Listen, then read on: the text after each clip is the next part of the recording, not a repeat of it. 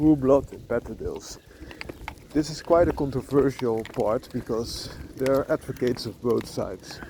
One side will tell you that if you need bull blood in Patterdales, you're already starting with the wrong material, because Patterdale Terriers are of decent lines, so strong enough to do everything themselves and don't need any bull to be more courageous or more capable.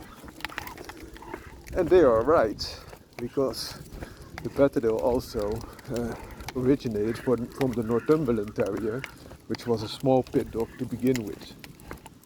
That being said, so the point to them for that side, I agree, if you have good quality, you already have a lot of quality at hand and should not need different dogs to increase upon again. That being said, however, the Northumberland Terrier was a pit dog of the times at that moment. The American Pit Bull Terrier or other performance bred bull and terrier breeds have evolved from that. Also, the Patterdale Terrier has the benefit that it's not a closed book. So they, for example, breed in Border Terrier, Lakeland Terrier or other breeds, as long as they're capable of working or improving the working capacity of the Patterdale dog breed. And in that context, especially if you look, for example, to a very much evolved American Pit Bull Terrier, could have some additional benefit into the breed, albeit being too big. So sometimes they use smaller bull bloods that might not be as evolved as the American Pit Bull Terrier, but is very capable, because they don't want the size to increase that much. So for example, if you have a big American Pit Bull Terrier and you would infuse that, you have to dilute that again to a very high degree to get them back to the size. Whereas if you use, for example, small Staffordshire Bull Terrier, you don't have to dilute the blood that much. And then you have the benefit of both heterosis and adding additional, more evolved bull blood into the mix. The drawback, however, of adding additional bull blood is that you might lose some of the hunting capabilities that the terrier side of the Patterdale Terrier has. So either way, this should be balanced off. Why is that? Otherwise you might lose, for example, the very good feet that Patterdale Terriers have for digging. Their size, you could lose their coat and their very tough skin, the ability to collapse their chest, etc. Also, an American Pit Bull Terrier or another Bull and Terrier was bred to a standard to be as strong as possible for its size. Size being weight. The Patterdale was also being bred to be as strong as possible for its size, the size being chest circumference. So different horses for different courses. The drawback of not introducing a new bull blood when needed is that people also breed their terriers to different standards. So some want a more baying type, which is different than the Patterdale Terrier that we know. And love. And why is that? Because the baying type will not injure itself that much, so it could be more beneficial. And therefore, for example, with more all-round type of terriers like German hunting terriers, they are more baying type as the Patterdale Terrier is. So they might, in time, evolve the Patterdale Terrier breed to a different standard.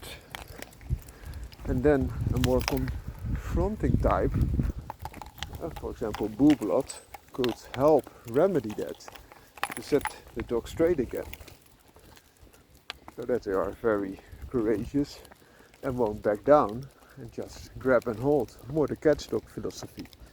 So there are many angles to approach this situation and many angles that could prove both sides right. And I think, to summarize it, if you breed Patterdale Terriers of catch dog type abilities and that are tested to do so, and also be bred of lines that produce that, you might be quite safe, especially because you can still outcross to other similar type of terriers and maintain those abilities quite to a high degree.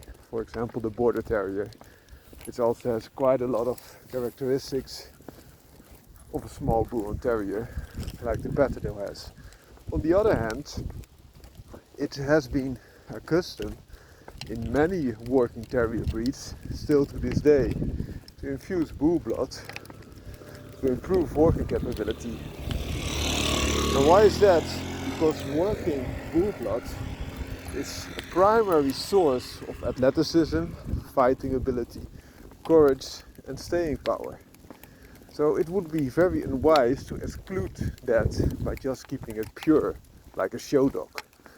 Also, the Patterdale Terrier's benefit is still that it's an open book. So why would you not include one of the best athletic specimen breeds there are, and just go, for example, with Border and Lakeland Terriers that are not as elite as, for example, American Pit Bull Terrier could be.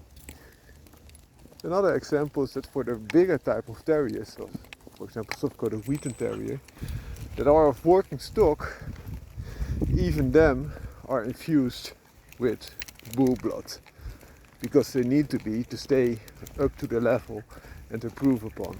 So either way you could say keep it very pure and then you are almost fixated at the level that you are, or you could say I will improve and do the best I can with the dogs that I have and also the lines that I have, but if needed, so I'm not saying that you should, but if needed, I will not exclude one of the top other breeds to infuse into my program and then breed down again into my own line.